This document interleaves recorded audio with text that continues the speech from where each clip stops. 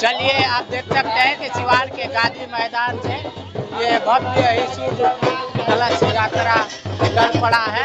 आप देख सकते हैं गाने के बाजे के साथ पूरा ये महिलाएं जो लड़कियां हैं सभी ये कलश गायत्री महायज्ञ का भव्य शुभ कलश यात्रा निकल पड़ा है।